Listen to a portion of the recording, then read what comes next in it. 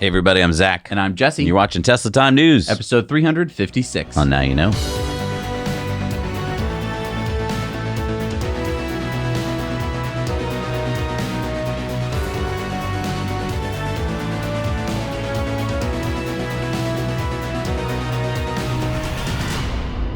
Thanks to Birch for sponsoring today's episode. I just got the Lux mattress by Birch. And Jealous.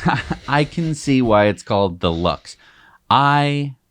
I love it. You won't stop talking about it. It's so soft and comfortable. I also got Birch's plush organic mattress topper, and man, do I love going to bed every night.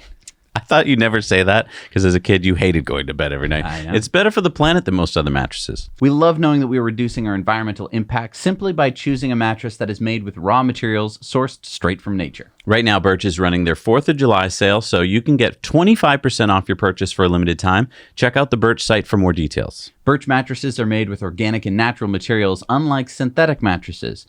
The wool in Birch mattresses makes it hypoallergenic, both allergen and mildew resistant. Unlike other brands, Birch mattresses do not contain fiberglass, which can be harmful to your health. Other mattress companies use fiberglass as a flame retardant in their products, but Birch owns its own manufacturing facility, which is entirely free from products containing fiberglass. The Birch Lux mattress is actually composed of 8 different layers of organic cashmere, organic wool, organic cotton, and 100% natural latex. So the Lux model features an added quilted organic cotton pillow Eurotop that relieves pressure points and provides enhanced contouring. In fact, the mattress has over 1,000 individually wrapped steel coils to cradle your body and limit motion transfer. We feel good knowing that Birch is committed to being better for the planet by ensuring that their materials are produced and harvested sustainably. The Birch Lux Natural Mattress has several third-party certifications and is certified by the Global Organic Textile Standard. And the process of getting a Birch mattress is really simple. Just look online, read through the different features, and then select which mattress is best for you. And you can feel confident when you purchase a Birch mattress since you get a 100-night sleep trial along with a 25-year warranty. My mattress was shipped right to my door, rolled up in a box, and it was super easy to set up. Shipping is free within the US, and they also offer in-home setup and removal to make your buying experience as convenient as possible. Plus, each Birch mattress comes with 2 of their EcoRest pillows made from recycled plastic bottles. They're breathable and help keep you cool while you sleep. I love my Birch mattress, and I think you would too. If you're looking for a new bed, check out Birch Living. Their 4th of July sale is running now. It's the perfect time to upgrade your sleep with 25% off a Birch mattress plus 2 free EcoRest pillows. Click the link down below or go to birchliving.com/nowyouknow to find out more about this limited time offer. So Tesla has crushed it again. Tesla's official Q2 2023 production and delivery numbers are in, with 479,700 vehicles produced and 466,140 vehicles delivered in the quarter. Not only was it way higher than consensus expectations of 448,000, about 5% higher, these sales numbers were the best numbers yet for Tesla in a quarter. So with 888,000 vehicles delivered in the first 6 months of 2023, Tesla will need to deliver less than 1 million to meet its goal of 1.8 million for 2023. And I think they can do it. I mean, this was an awesome quarter. I can't wait for their Q2 earnings call, which should be happening later this month. We'll, of course, be covering all of the details that come out on In Depth when that happens. So stay tuned and don't forget to subscribe so you don't miss any of our content. So we knew that this was going to happen because Elon said at Tesla's last shareholder day on May 16th that he would listen to shareholders who have been begging Tesla to advertise. Oh, so are we talking about like a big budget car ad with fog machines and helicopter shots of winding roads and a voiceover? Test drive a Model S3 X or Y today at your local Tesla dealership. It's sexy. But actually, you can't test drive one at your local Tesla dealership because Tesla doesn't have dealerships. We have stores, but we don't sell the cars there. You have to buy them online. But then you can pick them up at the store. And yes, we also give test drives, but it would be easier for us and better for you if you just asked your buddy Dave, who has a Tesla, to take you for a test drive, because then he'll be able to tell you all about it. So drive a Tesla and find out what Zach and Jesse have been trying to tell you for the past 8 years. No, Tesla did not make a TV ad. Bummer. Instead, people have spotted these Google ads, mainly in the UK, but also some Tesla solar ads in the US. Google ads? Yeah, so far, people who have spotted them seem to be seeing them when they do Google searches rather than traditional banner ads. I mean, I guess I kind of thought the point of the ads was to tell a story using video, educate people who may have misconceptions about EVs or Teslas being only an expensive car. I mean, when I talk to people who aren't really in our EV Tesla bubble, I get the Teslas are super expensive, aren't they? But how far can they even go before they run out of charge? Yeah, I get it. And maybe this is the first step because, it was literally only a month and a half ago that Elon agreed to do this. It takes time to put together ad campaigns, and running these Google ads will at least give Tesla data about what people are searching for and how effective certain ads are. The ads do say things like experience Tesla, long-range vehicles with ultra-fast charging, explore pricing, browse our online inventory. Yeah, and I hope you're right. I can't believe I'm saying this, that I want Tesla to make kind of traditional TV style ads because for the longest time I've been saying I don't think Tesla should advertise, but I think if they are going to do this, and this is a nuanced point here, but people don't know what they don't know. That's why our channel is called Now You Know, in fact. Hey, that's the name of the show. So traditional TV style ads, when done right, create a meme that sticks in people's heads, and it's sticky and it gets passed to other people. Take a look at this. The reason why the Where's the Beef commercial from the 1980s is still a cultural reference is because those 3 words helped Wendy's raise sales by 31% following the campaign. Where's the beef? 31%. Even Burger King, who didn't run the ad campaign, saw an 18% bump in sales after this campaign. So if Tesla could run an ad campaign that shifts the narrative and makes people feel like they have to check out buying a Tesla, that they're missing out somehow, that would be what I would do as Tesla's VP of Special Operations. And I think that the reason why so many Tesla fans want Tesla to advertise is because we all want a break. We have been Tesla's salespeople, and I don't just mean Zach and Jesse. I mean you too. People who have been interested in Tesla for the longest time have been their salespeople. There have been no ads on the internet. There have been nothing other than Teslas driving around and people in those cars who know about them. That's been the only sales method. I'll push back. I don't think we want to break. I think we're willing to do the work. It's just we don't want to have to be the first attack. Like, we don't want to have to go and tell people all the first stuff. We want them to come to us and go, hey, wait, can you give me a test drive, Dave? And I think in the beginning when Tesla was smaller, it kind of made more sense that you'd hear it from your buddy. And so when you told them, you'd be like, yeah, it's still a small company, and they're like, oh, that's really cool. Now that they're selling over 1 million cars a year, like well over 1 million cars a year, it's kind of like embarrassing to be like, why haven't I heard of this on like the mainstream news? Or why haven't I heard of it before? Heard of it being, why haven't I been advertised to? It's like, right, well, they don't believe in advertising. No. And then they're like, that sounds a little weird. Is this a pyramid scheme? Is this a multi-level marketing scheme? Yeah, really good point. Because in 2020, Tesla sold as many cars in that entire year as they just sold in this quarter. Right. So it is growing so fast. But I mean, if you're taking advice, Tesla, in your ad department, I would use your next marketing campaign to attack ICE cars, just like this, Wendy's commercial kind of attacked the hamburger of McDonald's. Where's the beef? You don't have to worry about stuffing all the details into a 30-second ad. And I know we have a Patreon poll this week, so we'll see what people think. But you had an idea about using Boston actors? Yeah, I mean, so this one was from a different car company. They had done the Smart Pack. So it was really good because, it's like Smart Pack, you're going to say Smart Pack.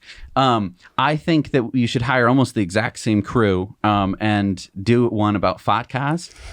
So call ICE cars, internal combustion engine, gas-powered vehicles, call them fat cars because they fat. I love it. And so that way it'd be like, oh, what, you too good for a fat car? Your cousin Sully has a fat. All right, Bob, it's time to play America's favorite game, Who's Adding NACS This Week? That's right, Bob. America loves things with America in the name. So NACS, or the North American Charging Standard, is an automatic fan favorite. Yes, indeedy, Bob, but most people know it as the Tesla plug. But spiffing up the name and adding an acronym is definitely adding points to this conversion. And speaking of conversion, Bob, remember that Ford kicked off this whole thing on May 25th when Ford's CEO, Jim Farley, announced that after 2 years of talks with Tesla, existing Ford Ford customers will be able to charge a Tesla Supercharger starting in next year using an adapter that Ford will supply. You nailed it, Bob. And a week later, Mary Barra, the CEO of GM, made a similar announcement. And oh boy, Bob, every week it seems like another auto manufacturer or charging company is jumping on the bandwagon. And it better be a big bandwagon, Bob, because the jumping on hasn't let up. No, sir, Bob, and it's only growing with Rivian jumping on last week. So, Bob, let's get to it. Who's adding NACS this week? Well, Bob, let's start with the second largest EV fast charging network in the U.S. Are you talking about Electrify America, Bob? You are correct, Bob. The same company that was founded by Dieselgate money, because remember, Bob, VW was found guilty by the EPA of using defeat devices in its diesel cars in order to hide how dirty their cars were from federal regulators. Right, now I remember, Bob. VW was forced to pay $2 billion over 10 years to build an EV charging network, which they call Electrify America. And good strategy by VW there, Bob, using America right in the name. Electrify America has 800 fast charging locations in the U.S. It's great, Bob, and EA says that they'll be adding NACS or Tesla plugs to all their existing and future chargers by 2025. But it doesn't end there, Bob. ChargePoint, which claims to have the most charging stations in the US, now says they'll be offering Tesla plugs to their charging hosts later this year. Yeah, ChargePoint are mostly level 2 chargers, Bob, and most ChargePoint chargers are owned by the site owner, so it'll be up to each owner to decide what they want to install.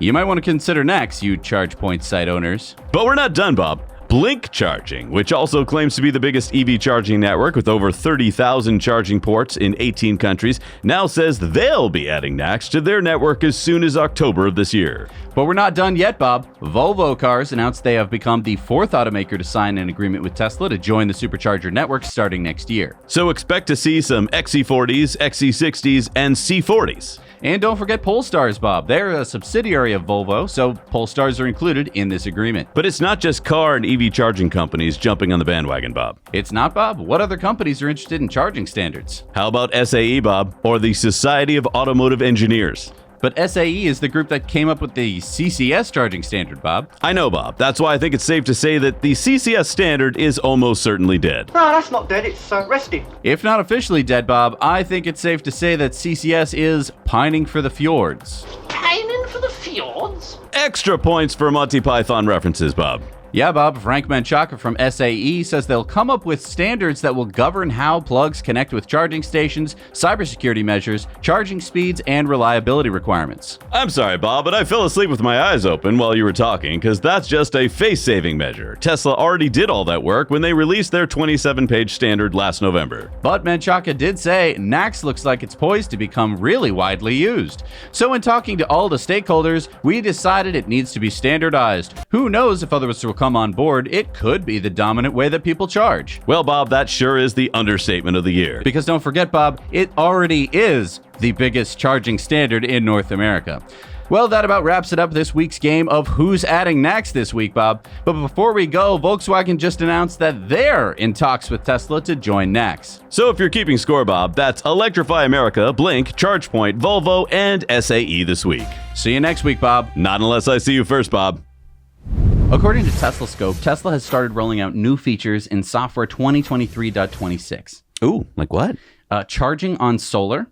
Tesla says, charge your Tesla with solar energy if you have a Powerwall. You can now choose how much charging comes from solar versus other sources. Now, this does require that your Powerwalls be updated to the latest version and that you have Tesla app version 4.22.5. What version of the Powerwalls does it have to be? I want to see if my Powerwalls can do it. Version 23.12.10. Okay.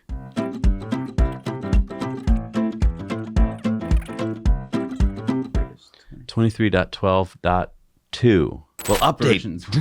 Well, that's cool. So I'd be able to specifically charge from my Powerwalls. Yeah, and specifically using the power that you absorbed through solar energy. Oh, well, that's going to be cool. So that way I think you get more range. You know, you'd set a bonus range that after that certain point you'd be charging with the solar. Nice. There's also a Spotify refresh. Tesla says play your Spotify music, playlists, podcasts, and audiobooks with a more familiar look and feel. And of course, that's only for premium connectivity users. Now, I thought that this next thing was already implemented, but automatic headlights. They say your lights turn on automatically when windshield wipers are activated and headlights are set to auto in controls /lights/headlights. Okay, so not just at night, but when you turn on your windshield wipers. That makes sense. Right. In many states, it's a law that if you have your windshield wipers on, you have to turn on your headlights. So that does that automatically. It makes sense because otherwise it's like Yep. in the rain. Navigation now also shows if your destination is closing soon or maybe closed by the time that you arrive. Well, that's a cool feature. That is nice. So you're like, I want to go to Target. And you're like, oh, it's going to be closed. Next up is Bluetooth game controllers. Tesla says use Bluetooth controllers to play games in arcade. To pair a controller, open the Bluetooth panel and follow the instructions. This feature works best with PS5 controllers. I thought we already had Bluetooth game controllers. We reviewed a couple weeks ago. Well, so you could use them, but they had to be connected to a Bluetooth USB dongle that needed to plug into the car itself. Now you can use, I think it sounds like they want you to use a PS5 controller by itself. It can just connect straight to the car. Nice. So it's nice because that's like a gaming standard. You don't have to buy some third party. Next up is camera view on Tesla app. Tesla says you can now see multiple cameras at once when checking your vehicle's surroundings. Now, I almost always forget that the live camera is a premium connectivity feature. Right. And so, I mean, a lot of these things are upgrades to stuff that are premium connectivity features. And again, that costs typically like $10 a month to sign up for. I think that the multiple cameras is pretty nice. So that way, if you have a thief who knows that you're looking at the cameras and is running around the car and you can't quite spot them, you're able to kind of get a whole view around the car at once. There's also warmer display colors. So that's going to basically reduce blue light. So that way it doesn't like keep you awake at night. Don't you want to be kept awake at if you're night? driving into your driveway, you don't need to be blinded by blue light, so that way you're like awake. And some of the last few items here are Sentry Mode records if someone tries to open a door or trunk when the vehicle is locked. Oh, I thought that already was there. It usually did it just based on proximity, but now if it detects something, it will do it. Recents and favorites are now in separate tabs in the media player, so small thing. The sliders to adjust volume, temperature, and charge limits are more precise. Automatic navigation shows more details about your destination. And access the owner's manual and release notes more quickly with the new manual app. So a better user manual. Nice. I like it. Yeah.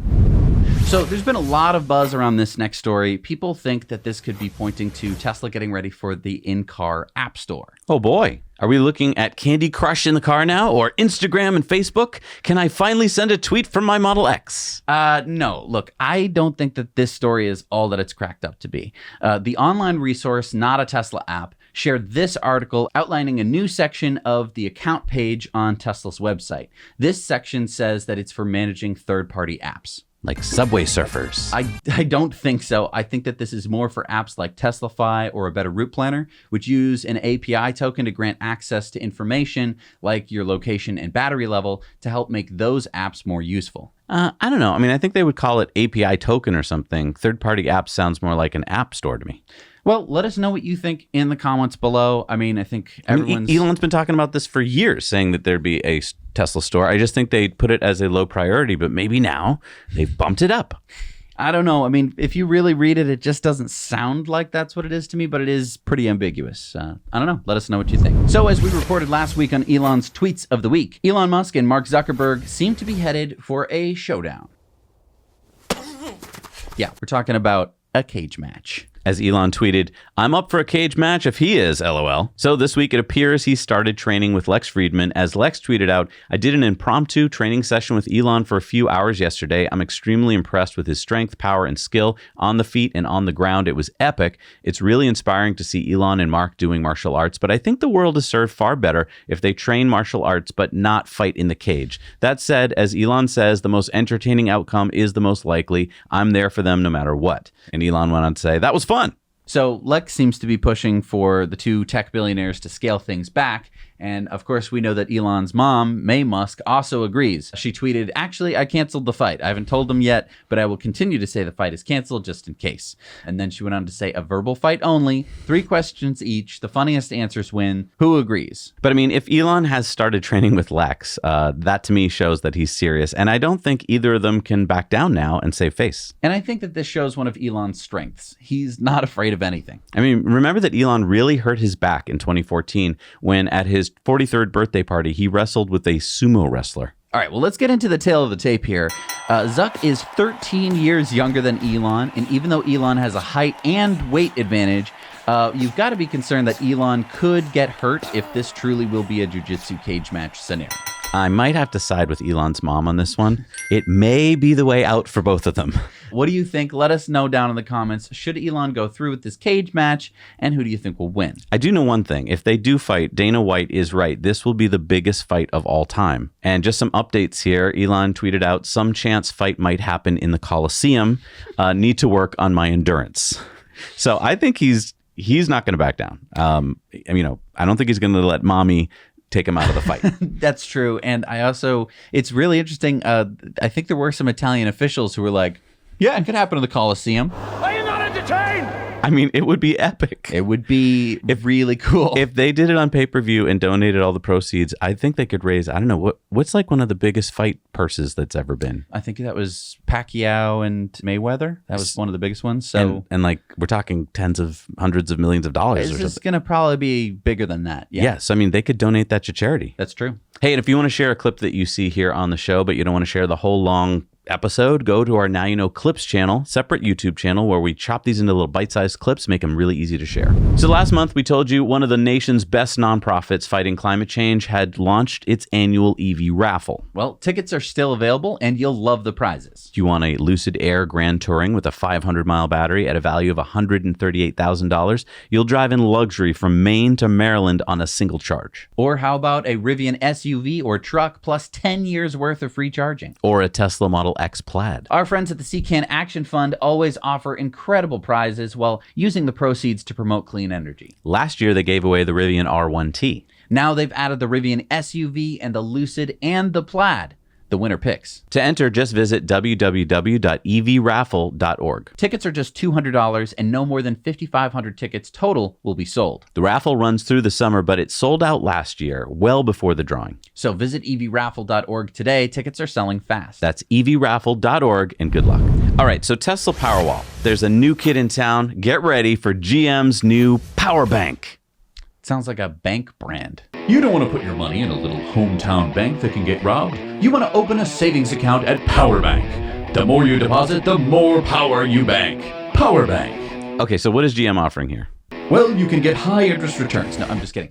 One of the key features of GM Energy's new Ultium Home bundles is V2H, or vehicle to home. So the ability to use, say, your new Chevy Silverado EV pickup truck to power your house when there's a blackout. GM has partnered with SunPower to help homeowners install solar panels as well. So there are three bundles, the V2H bundle here. Then there's the Ultium Home Energy System, and then the Ultium Home Energy Storage bundle. Okay, that's confusing. But you know what I'm going to ask next. But I can tell you don't have the answer. Why don't you have the answer? I know you were going to ask the price and when it'll be available, and GM has only said MSRP and timeline for delivery for each of Ultium Home's initial product bundles will vary. So, hard to compete when you don't really have more than a picture of your product, GM. Well, I think that's your problem. What? You're assuming GM is going to be competing with Tesla. Look, if Tesla is having a hard time keeping up with demand for home batteries, I mean, Tesla is growing Tesla Energy even faster than the 50% compounded annual growth rate for Tesla vehicles. We're talking well over 100% year-over-year growth by most accounts. Then, I mean, how is GM going to compete at all? Well, I think you just said it. There's a lot of demand for home battery packs. And if GM can produce them, I think that there will be people who will buy them. That's the big point, though. Can they produce them? Yeah, and it doesn't at a competitive price. It doesn't really give you the best feeling in the world when they, like, well, I don't know. I don't know what it'll cost or when you'll get it. Why are you asking me? I'm just the company that makes it. My guess is that this is going to come out when the Silverado EV truck comes out. Yeah. Kind of like when Ford had their whole thing, but I've heard so many Ford customers still waiting for that. So right. And if you just take one moment and hit the like button, it really helps us out. It's a little thumbs up button down below. It helps promote this channel to people who might not have checked it out. Oh, and of course, I had to include some more footage of that camouflage Cybertruck that was spotted this week. New video of this Tesla camo Cybertruck in Palo Alto, and Elon said it's practically invisible. But if you want to keep up with all the latest Cybertruck news, head on over to Cybertruck Owners Club. They help support the show. You can find out where you are in line, and you can also check out their 3D configurator so you can wrap the truck and make it look any way you want. Camouflage. We used to have this segment on the show where we gave EV tips of the week. Well, we'd like to bring that back to Tesla Time News. So EV drivers watching, please submit your tips, your tricks, your hacks that have to do with anything EV. Yeah, after driving an EV for a while, you pick up little things that other people might not know about. Things to do with charging, road trips, accessories, things that just make driving an EV easier or more fun. So share what you've learned with us here at Now You Know. You can send them in to us at hello@nowyouknowchannel.com, and thanks. So how'd you like to be able to take your favorite bike and turn it into an e-bike? Well, that's exactly what we just did over on our Now Let's Review channel. Yeah, we just reviewed this kit from the UK company Swytch. It's essentially a battery that mounts up on your handlebars, a motor controller, and a front wheel that replaces your bike's front wheel. But Swytch's front wheel has an electric motor. Now, to be honest, I kind of thought it was going to be one of those 3-day projects with splicing wires and soldering and drilling holes. But you know what? I was pleasantly surprised how simple it was. You can check out the whole build. We show you it step by step so you can see if this looks like something that interests you. Because, I mean, a lot of us have bikes that we love that cost us a lot of money. But, you know, you've been thinking about how cool it would be to have an e-bike and make getting up those hills a little easier. Well, now maybe it's time for a switch. See what he did there? So the startup Halo.car has some exciting news out. They have begun operating their remote piloted EVs on public roads without a human present. According to them, this is the first time this is being done ever. Oh, wait. We interviewed Halo.car's founder and CEO, Anand Nandakumar, over on our Disruptive Investing YouTube channel. Yeah, Halo is a unique product where our customers take our app, push a button, request a car.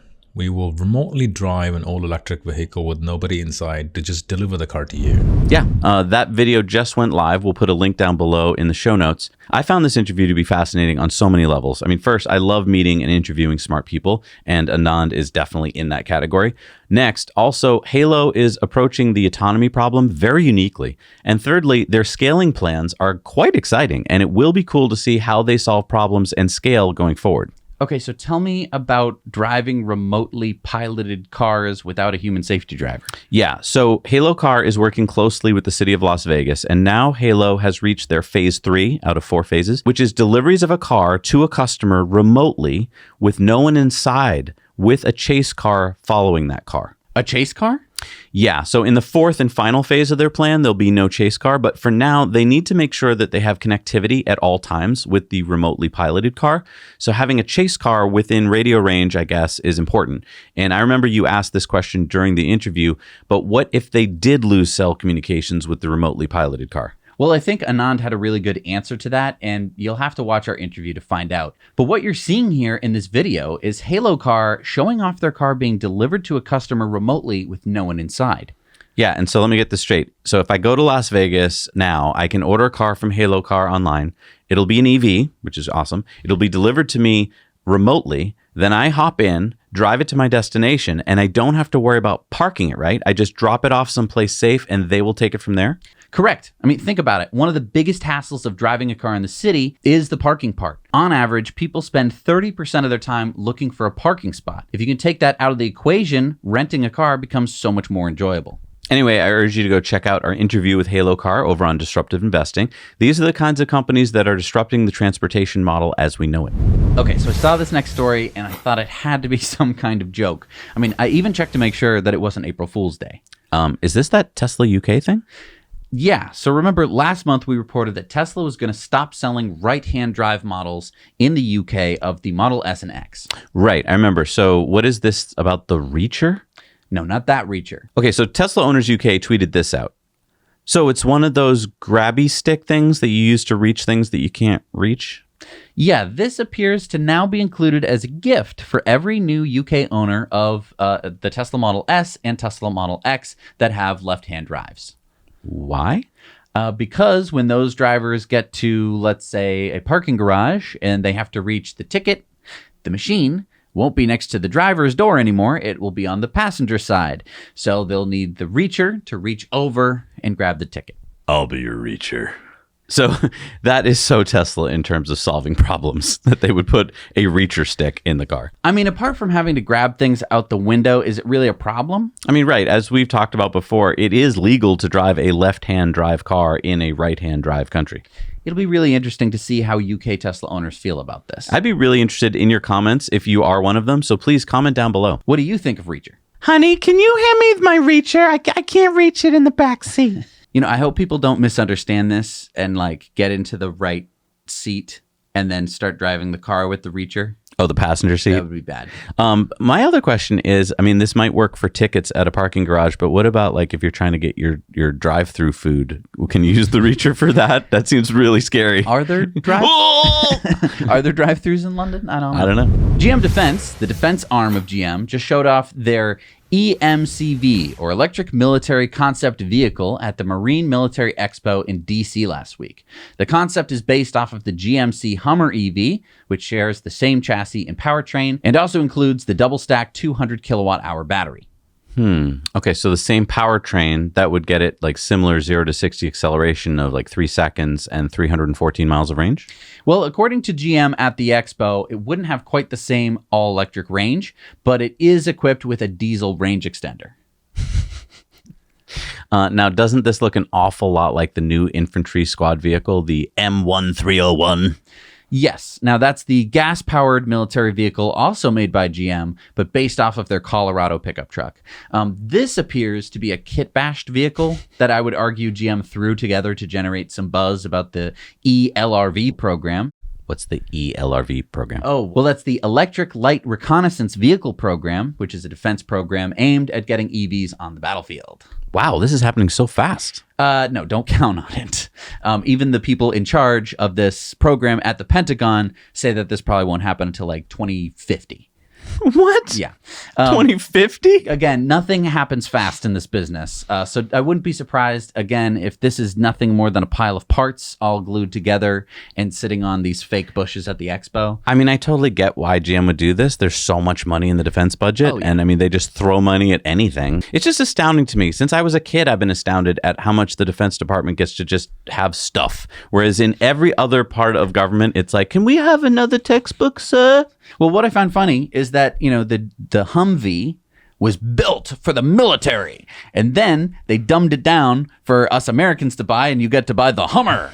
And then they were like, that brand worked really well. When we make an EV, we're going to call it the Hummer. And then they go, we need an electric vehicle, but we weren't going to develop one for the military. So we'll take our Hummer EV sell it back to the military. You led, Mary. You led, and it matters. I think it was just last week on Investor Club Bonus Stories that we predicted Lordstown Motors, makers of the all-electric endurance pickup truck, would be going bankrupt. And they did. Yep. Unfortunately, Lordstown, which is under the RIDE ticker symbol on NASDAQ, filed for Chapter 11 bankruptcy protection last week. It all started to fall apart soon after they went public in 2020.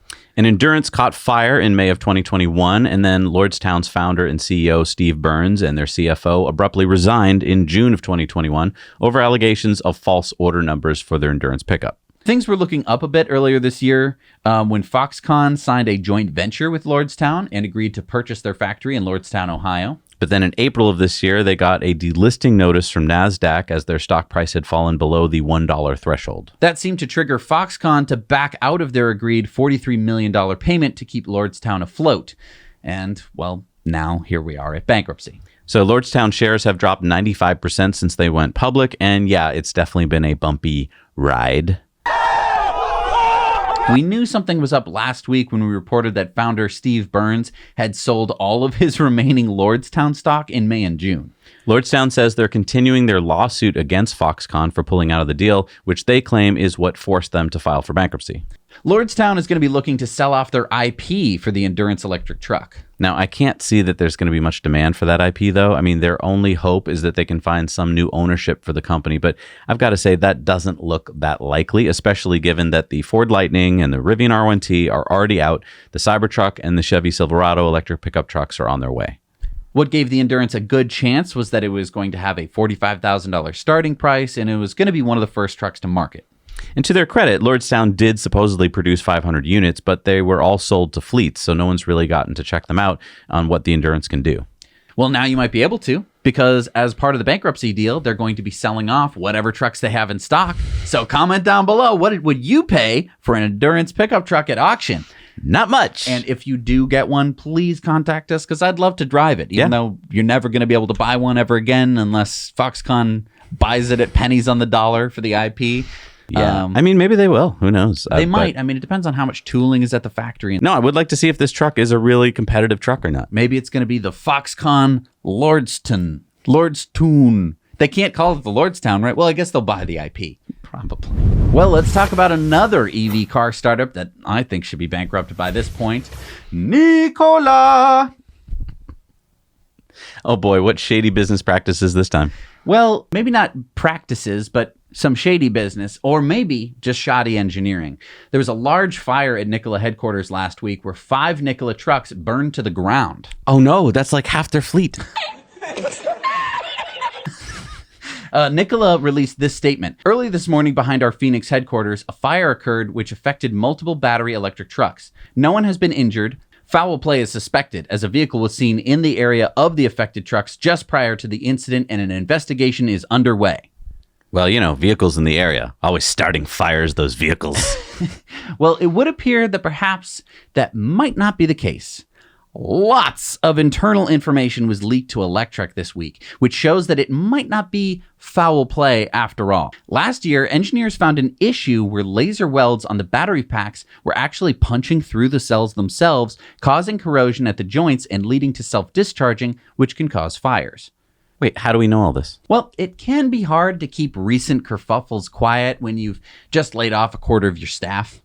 So wait, engineers knew that there was a problem a year ago. Why didn't they fix it? And why did 5 trucks burn last week? Well, first of all, it's more likely that it was one truck that had an issue. It caught on fire and burned the rest of the trucks.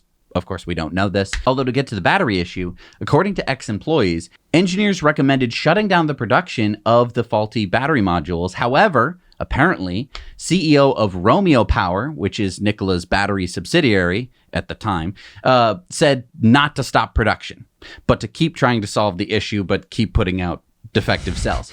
Just do it! Also, Nikola was told about the problem, but they didn't want to scrap all the battery packs that they had in their trucks as they were ready to go out the door. So again, according to ex-employees, they didn't do anything about it. Man, this sounds almost too juicy. Yeah, and I think it's fair to take this with a grain of salt. I mean, I would also be pissed if I had just been laid off and my stock options value were like probably below strike price. Nikola had this response to Electrek's allegations. For production Nikola vehicles, Nikola requested Romeo not to ship known leaking modules. When weld issues were identified at Romeo's end-of-line process, a quarantine process was implemented which required performance of a thorough inspection on every module, including end-of-line functionality checks. To our knowledge, and based upon assurances made by our supplier Romeo, Nikola did not put any modules with weld issues in our production vehicles. Now, the company insider says that there wasn't a quarantine process and also that foul play is impossible because according to them, it's nearly impossible to light the battery packs on fire from the outside because of the pack's built-in fire resistance. Quote, you could literally throw burning fuel on these packs and unless it's sustained for a long period of time, you wouldn't even notice. Okay, but then how would the fire have spread to 4 additional trucks then, unless we're to believe that 5 battery fires started simultaneously? Right. Well, of course, there are other parts of the truck that could be flammable and that a potential arsonist could get to burn. Maybe after picking through the wreckage, they'll find 5 perfectly intact battery packs. Or maybe they'll find 4 battery packs and 1 completely burned up. Although I do find it funny with such obviously disgruntled ex-employees, it almost makes arson a more plausible explanation, but quite a salacious tale. Well, and it just shows that if it weren't for Tesla, right, there'd be all these EVs driving around with battery pack problems like bolts, and then consumers would be like, not going to have that, right? Tesla has proven you don't have to have that problem if you know how to design and build the packs. Mm-hmm. And I thought that designing the packs was the easy part. I mean, I've made a battery pack for goodness sake, and it hasn't lit on fire. It's been on our set for the entire years. You'd know. It's right there. It's the blue cells. You see those right there? One day, if you see a fire, you'll know that didn't work. If there's a whole burn stain up the wall, you'll know that I messed it up. There's 2 big effects that seem to follow as Tesla cut prices of their car lineup earlier this year. First, many auto analysts question whether it was a wise move by Tesla since it lowered their margins. But secondly, and more importantly, it seems to have increased demand for Teslas, while at the same time lowering consumer demand for Tesla's EV competitors. Now we're hearing from Volkswagen that they've had to reduce their production output and give EV employees an extended vacation, some of which will become permanent at their Emden facility in northern Germany. That's where VW makes its ID4 and soon their ID7 electric cars. The head of VW's work council told German newspaper Nordwest Zeitung that VW is cutting its production output of the ID4 and the new ID7 sedan for the next 2 weeks, and that this is almost 30% lower than VW's original production figures. So, infinite vacation. You just... Well, we will see you later. Have fun. You're still an employee. Bring your sunscreen. That's not what we mean. VW cited reduced subsidies in EU countries like Germany, Sweden, and France as a contributor to the lowered demand. The Emden plant already had a 3-week summer vacation scheduled, but Volkswagen has added additional time off for those employees working on the EV production lines, and they say that approximately 300 of the 1,500 temporary workers in Emden will be laid off in August. Oh, so not a fun vacation. No. It's well, goodbye. We will not pay you. Clean out your desk before the vacation, okay? VW says that they're confident that production at the plant will increase again with the market launch of the ID7 at the end of the year. But what's important to note here is that VW didn't really cut the price of the ID4, even as Tesla was slashing prices. And what we've been hearing from many viewers is that VW's lineup just isn't enticing. All right, it's time for Into the Future, sponsored by our friends at Henson Shaving. And I had to shave my face twice this week because I had a special event that I had to go to, and I had to shave my face twice.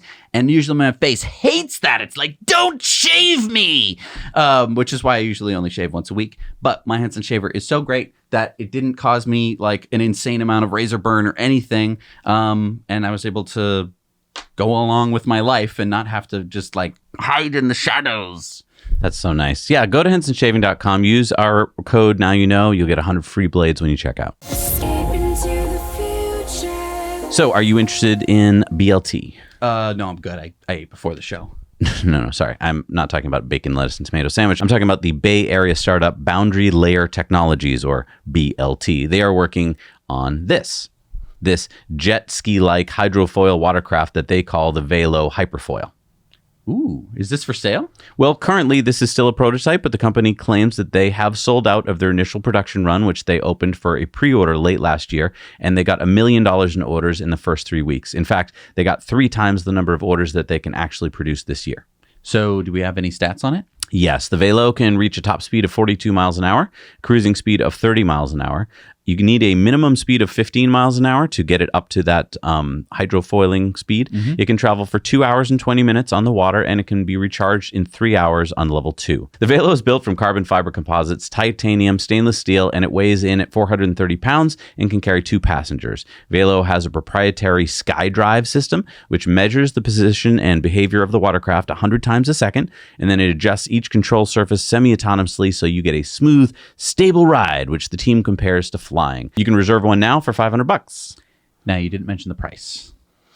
It's the old watercraft thing. If you have to ask, its starting price is $59,000. Ooh. Yeah. Well, it's new. Model Y watercraft. Model Y. What is it? 2 hours of drive? I don't know. You know what's interesting to me? We talked to the CEO of Candela, which is the Swedish company that has a boat that runs on hydrofoil, and that company has a ton of IP. And I'm guessing that if you're in this business, that these two companies must be bumping heads when it comes to IP, right? Because it's new and it's very similar. I just wonder if one company doesn't know that the other one already has some patent on something important. Sorry if I brought that up. All right, it's time for Going Green.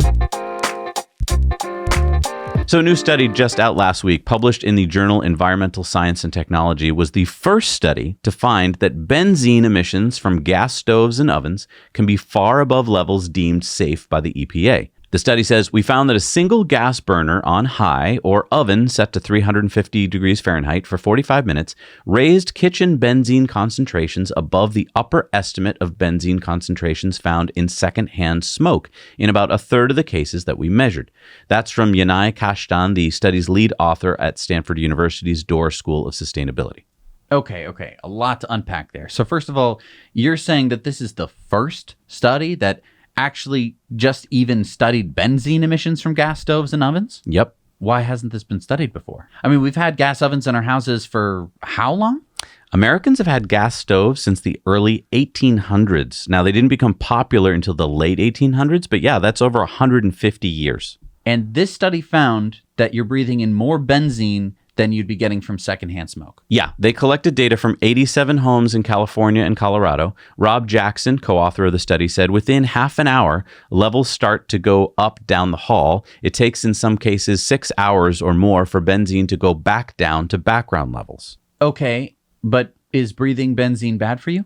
Benzene is a carcinogen. There is no safe level of exposure. According to the Centers for Disease Control and Prevention, acute benzene poisoning can cause all kinds of symptoms, from drowsiness and irregular heartbeats to headaches and even death at high levels. Long-term exposure to benzene can decrease the number of red blood cells, leading to anemia, which can weaken the immune system and can cause cancer, such as leukemia. A 2018 study found that asthma rates were higher in children who've been exposed to benzene in the air. Okay, well then the government must be doing something about this. Well, actually, the U.S. Consumer Product Safety Commission publicly said they were thinking about regulating gas stoves, and the Department of Energy proposed in late January new requirements which would make gas stoves more energy efficient and reduce pollution from them. But then, when Republican lawmakers heard about that, they got the chairman of the commission to disavow any such plans. And in fact, in June, House Republicans held a hearing where they tried to pass bills intended to thwart any potential gas stove regulations. But 12 Republicans defected, and Resolution 463 didn't pass, luckily, 206 to 220. Wow. And so this is why contacting your representatives really matters. Because, okay, so having a gas stove in your house is the same as basically having, you're like, oh, I'm going to bake some cookies. And it's as if you like turn on your oven and magically, poof, a guy just appears and you're like, hey, what do you guys, you cooking, baking some cookies? That's really cool. Oh, yeah, I'm going to be here the whole time. Yeah, it's the only fossil fuel burning device in your home that doesn't have to be vented. I mean, think about this for a second. You can't install a water heater without venting it. You can't install a heater without venting it, or a fireplace. But you can take a stove, put it in your kitchen, have no vent whatsoever, and everyone's like, you're good. But what about the range that goes over it? Yeah, well, most range hoods in America actually are just fake. They're just have a fan and it recirculates the air and makes everyone feel better, but it doesn't do anything. They have a grease trap. Well, if you call a black carbon filter a grease trap, then sure. Sometimes it's just metal. Yeah, and a lot Sometimes of times it's just a mesh. And most time that mesh is gone. Like or it's been there for since 50 the years. house was built. Exactly. This is a chance for you to go clean your grease trap. But you might be thinking, an oven, that's nothing like a water heater. Yeah, it is. Go look at your water heater. It's just a burner. Your oven has 4 or 5 burners, or if you have a Viking stove, you have like 8, and then you have an oven with another burner, and you're just burning gas all the time. So maybe that's why you're so drowsy after Thanksgiving. Your there house you go. is full of benzene. Yeah, no, I mean, look, if you can switch.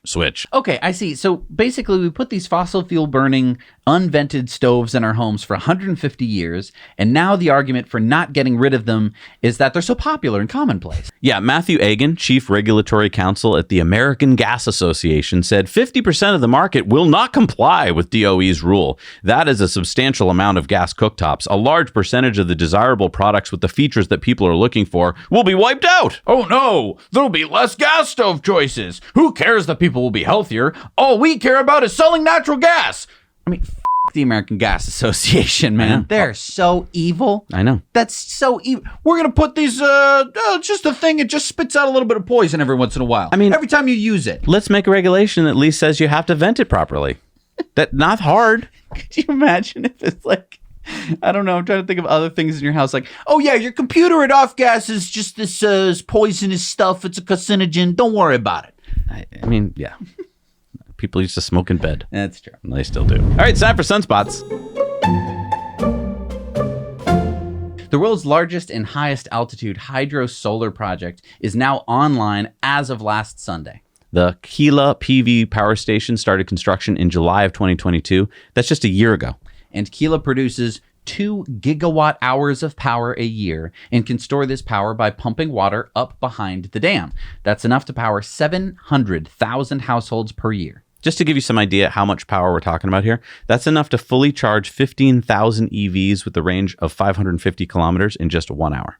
The solar and hydro project will reduce carbon emissions by 1.6 million tons, which is the equivalent of not burning 600,000 tons of coal. And again, if you want to put solar on your house, but you're a little scared, there's lots of questions, talk to our friends at Energy Pal. They have all the answers, the prices, how long it's going to take, all that kind of stuff. If there's tax rebates you can get, they'll know about it. They don't care about selling you solar. Right. They just want to make sure that they're helping you to find the right company to put solar on your roof. Exactly. It's all for free. Link is down below. Let them know that Zach and Jesse sent you. All right, it's time for our video contributor stories. Remember, we need your stories. Send them to us at hello@nowyouknowchannel.com. Who do we have this week? Tolok just sent us this video update of the first supercharger going into Escondido in San Diego County, California. Hey, Zach and Jesse. Charged Positive here on Tesla Tuesday, May 2nd, 2023. I wanted to share with you guys the Tesla supercharger construction here in Escondido. It's going to have 20 stalls, which for the first supercharger in Escondido is pretty awesome because right now there's only 5 CCS chargers in all of Escondido. Also, it's the closest supercharger is over in San Marcos, about 10-15 minutes away with 24 stalls.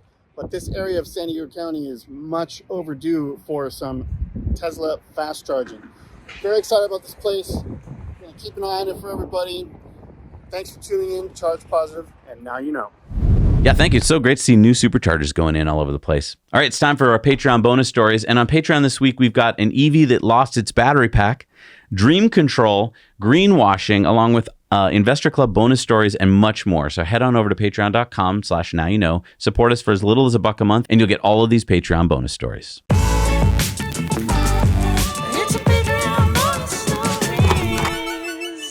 All right, we're back from the Patreon bonus stories. It's time for the shout-outs. These are the people who support us for $5 or more a month. They get their names in the end credits. Who do we got this week? We got Lux Walla, Mike McDavid, Greg Peeler, Bryce Foster, and George Clements. Thank you so much for supporting us. We can't do this show without you. Now, we had a poll this week on Patreon. Yes. It was, what do you think of Tesla's advertising? Oh, what do people say? Well, what were the questions? I mean, what... So basically, they did the Google ads. Is that enough for people? And most people said spend some money to explain some of the finer points to consumers. So not that many people wanted to see like a Super Bowl ad. Not that many people wanted to do Google ads. The second answer was that Tesla doesn't need to advertise. Yeah, I disagree. I feel like advertising works when it's done really bite-sized and well, and it gets to your brain like the where's the beef stuff. When you try and explain stuff in an ad, I don't think it usually works. So you think that's an infomercial, folks. Like if you want to do an infomercial... You won't believe the Tesla Model 3. Do you hate having to go to the gas station? Not anymore. But wait, act now and you'll get a free carrying case for your Model 3. And don't forget about fart mode. For just 400 easy payments of $19.99, plus shipping and handling. All right, it's time for Elon's tweets of the week. And Elon said, fanaticism is always a function of repressed doubt. And that's a quote from one of his favorite books, Dune. Elon said, key milestone completed for Flight 2. And that is a 6-engine static fire at Starbase in Texas. Chris Bergen said, static fire. Ship 25 fires up what appears to be the 6 Raptors for a decent duration in a key test ahead of the second Starship test flight. Good performance, Elon? Elon says, looks good so far. Latest in space says news. Astronomers have discovered the largest black hole ever, and it's over 30 billion times the size of our sun, reaching the upper limit of how large a black hole can theoretically become. Elon said, bigger than big. 30 billion times? A black hole? What the f***?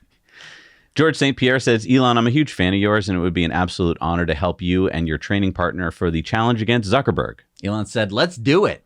Did a practice round tonight with Lex Friedman. And of course, we showed you what that looked like. Eva Fox says, 99 times out of 100, people don't criticize themselves for anything, no matter how wrong it may be. That's a quote from Dale Carnegie. Elon says, always err on the side of internalizing responsibility. Tesla Economics says, Tesla Full Self-Driving Beta is the most important, consequential software of our lifetime for the safety of anyone that steps in a car. Elon says, not as profound as AGI, but certainly profound. Holmar's Catalog says, FSD Beta 12 may be later this year. Elon says, version 12 won't be beta. Ooh. Which is just semantics, folks. Peter St. Ange says, sanity in Sweden as government abandons renewables for nuclear. The Swedish people wish to ground their economy in an energy source that is physically sound and secure, unlike renewables, which are neither. And Elon says nuclear is fine. This is the one area I completely disagree with Elon on. I just don't think he gets how dangerous nuclear can be. Robert Sterling says, I'm not an Elon fanboy, but it's astounding to me how much the media now despises him. He really is public enemy number one. In this case, New York Times is subtly attacking him for sharing Tesla's charging infrastructure. Quote, control for critical infrastructure, mercurial leader. Elon says, pretty much only time I see New York Times articles is when they're mentioned here. The readership, especially user minutes per day, is tiny compared to this platform. Andrea St. James, if Tesla cured cancer, the headlines would be Elon Musk puts oncologists out of business. So Elon retweeted Apple's Silo finale. He said, watch the entire first episode on this platform. Note you can AirPlay from your iPhone to TV to watch on a big screen. So yeah, now Apple's getting in on the Twitter game. And Elon said, prelude to Mars, as he tweeted out SpaceX's additional views from yesterday's Ship 25 static fire test. Look at those beautiful shots. That's awesome. I love the drone shot above it. It looks like a movie poster. I know, right? Max says, king's disease, noun. When the thing that makes you the king is precisely what keeps you from enjoying it. Many such cases. Elon said, sigh. And then he tweeted out on the 28th, 42 plus 10, because he was 52 that day. Happy birthday, Elon. Paul Graham says, I asked a friend who's a criminal defense lawyer what he'd change about the world to fix the most problems. He specializes in death penalty cases, so he's seen a lot. I expected him to say drugs, but he said if he could change one thing, it would be to make people better parents. He says that almost without exception, people who do terrible things had terrible childhoods. And often this was because their parents had terrible childhoods. It's a cycle that repeats for generations. Elon says, generational trauma, an example of why forgiveness of those who harmed you, if it stops further harm, is so important. Michael Siebel says, communicating honest feedback is very hard. I now give very blunt advice because I realized all of the most impactful advice I've gotten in my career has been blunt. Blunt friends, coworkers, advisors are the heroes of my life story. Elon said, yep. Elon said, astra inclinant sed non obligant. While fate, whether determined by the stars, the gods, or something else entirely, might nudge us in a certain direction, we are never forced in it, is the rough translation. Wow. Fit a lot in Latin, huh? Well, it's, yeah. Bill Lee says, I wouldn't say nobody, and this is in response to Vinod's tweet. The thing nobody talks about is that in 10 years, we'll have 1 million bipedal robots, and in 25 years, we'll have 1 billion. You'll buy yours for $10,000, and it will be as important to your life as your smartphone is now. And Elon, hello. I'm saying that. I'm saying that. Alex Feinberg says, whatever you hang around seems normal. Hang around rich people, rich becomes normal. Hang around fit people, fit becomes normal. Hang around fat people, fat becomes normal. Who do you hang around? Elon says, flatulent people. Trunk Fan says, Taylor Swift's Eras Tour is doing insane numbers and is on pace to be the first to gross $1 billion. Her take-home profit will be $500 million plus. And Elon said, wow. Matt Walsh says the university system is the most elaborate and expensive scam of all time. Most people come out of it dumber and less qualified than they were going in. It does not teach any useful skills. You do not need it to succeed in life. It bankrupts millions of young Americans. Elon says you can learn anything online for free these days. Universities have basically become social clubs. That said, at least the technical disciplines do test your ability to do difficult homework for 4 years in a row. And then he tweeted out his favorite tweet of North Korea's leader sitting in on a class. Ray says Tesla rewrote its FSD neural network software using Transformer algorithm in 2021. Then Chinese competitors did the same with Transformer. 2022 was XPeng. 2023 was Li Auto, NIO, and Huawei. Coincidence? I think not. All of them got cues from Tesla's AI Day and the progress of FSD. Elon says Tesla is shifting emphasis to diffusion for compute efficiency, but will probably drop even that. No company is anywhere close to Tesla in useful AI compute per watt. Then Elon retweeted out International Space Station's tweet of the Dragon cargo ship coming home successfully. Tesla Club Denmark says breaking, the Tesla Model Y was Denmark's best-selling vehicle overall in Q2 of 2023. It's not even close. Elon said cool. Alex says high-level journalism at The Verge. And this was The Verge's article basically taking an Elon tweet, but then it turns out they were using Elon's parody account, so not Elon, and using that as news. And Elon said, laugh out loud. Amjad says, not only have they mapped out the fruit fly brain, but they actually booted up in a computer and made it eat and groom. Elon says, things are getting weird fast. Data Hazard says, democracy is probably unworkable long-term without limiting suffrage to parents. Help solve the procreation problem, too. And this is because Elon had tweeted out, the childless have little stake in the future. And Elon agreed with him. All right, it's time for Community Mail Time. Community Mail Time. Remember, you can share your stories, your photos, and videos with us at hello@nowyouknowchannel.com. We love getting them. Here we go. Fred sent us this clip of a Lucid Air his car spotted in Los Altos, California. His car's doing the work for him. Brian spotted this Model S with the license plate charged up in New Jersey. Brian saw this Model 3 convertible driving around town. I didn't know you could get those. Get the Sawzall out. Art sent us this photo of his Tesla Owners Club using their cars for hands-on courses for first responders on how to handle Teslas involved in crashes and fires. So is someone like donating their car to burn it up? And No, I think you just show where the things are. Steve sent us these pictures of 2 converted Toyota Land Cruisers he spotted in Kenya while on safari. Nice. So you can quietly drive around the animals without disturbing them. Yeah. David found this Subaru Solterra in Portland, Oregon. Aaron spotted this all-electric FedEx truck making deliveries around Toronto, Canada. Wendell saw this shiny wrapped Model Y driving through Napa, California. I think we've seen this one many times. Chris sent us these pictures that he took of the Cybertruck while at the electrified Cars and Coffee event at the Peterson Automotive Museum. Benny spotted this Cadillac Lyric in San Diego, California. Mike spotted this electric garbage truck in Austria. Longtime subscriber Chris spotted this new supercharger going in on Ray Road and the 101 in Chandler, Arizona. And Chris spotted this Tesla service vehicle in the Blue Mountains in Australia. I didn't know about the Blue Mountains in Australia. I didn't know either. All right, it's time for Supercharger reviews. Let's see what people have sent in. How's it going, Zach and Jesse? I go by Boff. We're still on our cross-country trip from California to Florida. We're here in Deming, New Mexico, and there's an 8-stall supercharger here. Not very tow friendly. There's probably some ways you can get creative here if you're towing something, but I wouldn't recommend it too much. But there's plenty of spots to ditch your haul, so I ditched my trailer here. And of course, it's a gas station, so they've got plenty of goodies and a restroom and stuff inside, so that's a thumbs up. So for a Tesla that is not towing, I would rate this a 7 out of 10. And for one that is towing, I'd rate this a 6 out of 10. Now you know.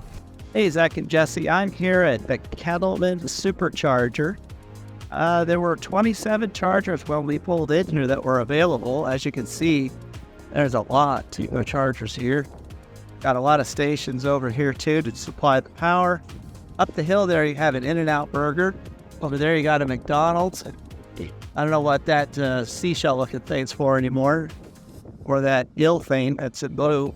At any rate, you also got this Bravo Farms, where you can hang out for a little while, kill some time. Got a little bit of a walk to get to all these things, no shade, but not very bad. When we got here, they said that we had to only charge to 80% because of the charger's high usage, which is not a good thing when you don't see that much usage. 27 available when pulled up. So anyway, that's the Cattleman Supercharger. Now you know. Hey, Zach and Jesse, this is Jeff in Niigata, Japan. I'm here at the 4-stall Supercharger location inside the Niigata Prefectural Sports Park. This is a huge sports complex that includes 2 stadiums. The chargers are in parking lot P3 near the baseball stadium. As you enter this parking lot, the chargers will be just ahead on your right. Besides the 4 superchargers, there are also 4 destination chargers. A 1-minute walk from here will get you to some vending machines, a super clean bathroom, and some picnic tables. And there's also a huge field where you can kick a ball around if you like. Besides the lack of somewhere to eat within walking distance, this location has most of your basic needs covered. I'll give it a 7 out of 10. Now you know. Hi, Zach and Jesse. Art Shalik here at the 12-stall 250 kilowatt supercharger in Warsaw, North Carolina. Just north of Wilmington off of 24 and 40 in the parking lot of a Smithfield's Chicken Barbecue. There's a McDonald's with restrooms across the street when that place isn't open, and also a hotel and several other fast food options in the area. No shopping, so I'll give this a 7 out of 10. Now you know. Thank you so much for doing Supercharger reviews. If you don't know where you can find them over on our website, NowYouKnowChannel.com. There we have a map where you can see all the Supercharger reviews, and you can upload your own. All right, Jesse, are you ready for multiple pages of superchargers? We got to get through this fast. Okay. Here we go. Okay. Number 140 in South Korea is the 6-stall in Seoul. Number 22 in Tennessee is the 24-stall in Saverville, Tennessee. The 8-stall at Mount Vernon in Illinois. Number 25 in Minnesota is the 12-stall in Marshall, Minnesota. Number 50 in Maryland is the 8-stall in Brandywine, Maryland. The 12-stall in Santa Barbara, California. The 8-stall at Spartanburg, South Carolina. Number 51 in Illinois is the 12-stall in Champaign. The 8-stall at Broadview Heights in Ohio. Number 32 in Ohio is the 8-stall in Broadview Heights at Great Lakes Service Plaza, Ohio. The 16-stall in Denver at Tower Road, Colorado. The 8 stall in Offenburg, Germany. Number 23 in Missouri is the 8 stall in St. Louis at Riverview Drive, Missouri. Number 14 in Delaware is the 8 stall in Georgetown. The 20 stall at Carcassonne, France. Number 46 in Massachusetts is the 12 stall in Framingham. Number 24 in Burbank at North Victory Boulevard, California. Number 16 in Louisiana is the 12 stall in Sulphur, Louisiana. The 16 stall at Fort Worth at East Chase Parkway, Texas. The 8 stall in Clearwater in Florida. Number 137 in Florida is the 16 stall at Jacksonville at City Center Boulevard. The 12 stall in Nanaimo, North Island Highway, British Columbia. The 12 stall in San Ardo, California. The 8 stall in Sugarland, Texas. The 8 stall in Ornez, Norway. The 12 stall in Nantes, France. The 12 stall in Holdorf, Germany. Number 27 in South Carolina is the 8 stall in North Augusta. The 4 stall in Tokorozawa, Japan. The 8 stall in Toyota, Japan. The 8 stall at Takatsuki, Japan. The 4 stall in Lida, Japan. The 6 stall in Taipei at NTU Stadium, Taiwan. Number 16 in Israel is the 8 stall in Petah Tikva. Number 74 in Sweden is the 20 stall at Kalmar at Giraffen, Sweden. Number 31 in Connecticut is the 12 stall in Fairfield. Number 58 in North Carolina is the 12 stall at Larenburg. Number 129 in Texas is the 15 stall in Fairfield, Texas. Number 14 in Montana is the 12 stall at St. Regis, Montana. Number 189 in California is the 12 stall in Ventura. The 12 stall at Mendelou-la-Napoule, France. The 16 stall in Limoux, France. The 3 stall in Xi'an, China. The 6 stall in Radapel, Germany. The 12 stall in Hjerken, Norway. Number 110 in Norway is the 8 stall in Svolvær, Norway. Number 38 in Colorado is the 8 stall in Boulder at 28th Street, Colorado. Number 189 in Canada is the 12 stall in Surrey, British Columbia. Number 180 in Germany is the 8 stall in Schirling, Germany. Number 79 in Japan is the 8 stall in Tokyo. Number 33 in Michigan is the 12 stall at Battle Creek, Michigan. Number 21 in Denmark is the 16 stall in Maribo. Number 79 in Taiwan is the 6 stall at New Taipei. Number 32 in Austria is the 8 stall in Hartberg. Number 32 in Nevada is the 12 stall at Las Vegas at Paradise Road, Nevada. Number 27 in Wisconsin is the 8 stall in Prairie du Chien, Wisconsin. Number 7 in Thailand is the 11 stall at Bangkok, Thailand. Number 56 in Spain is the 12 stall in Malaga, Spain. Number 151 in France is the 12 stall at Caen, France. The 3 stall in Dongguan, China. The 6 stall at Guangzhou, China. And number 1731 in China, number 5261 in the world is the 3 stall in Jiangxing Sheraton Hotel, China. Wow, we hit 5,000 just a few weeks ago. I know, it's insane how fast they're building now them. we're a quarter of the way to 6,000. Yeah, this NACS network, man. Yeah. Crazy. It's fast growing. Hey, thanks for watching all the way through the show. It's my mom and dad's birthday this week, your grandparents. I just want to say thank you, Mom and Dad, for being the best parents in the world. It was your love of me and all things scientific and reading to me as a child and traveling with me around the world that made me the curious person who I am today. So happy birthday, Mom and Dad. Thank you so much for joining us. We'll see you next week. Now you know.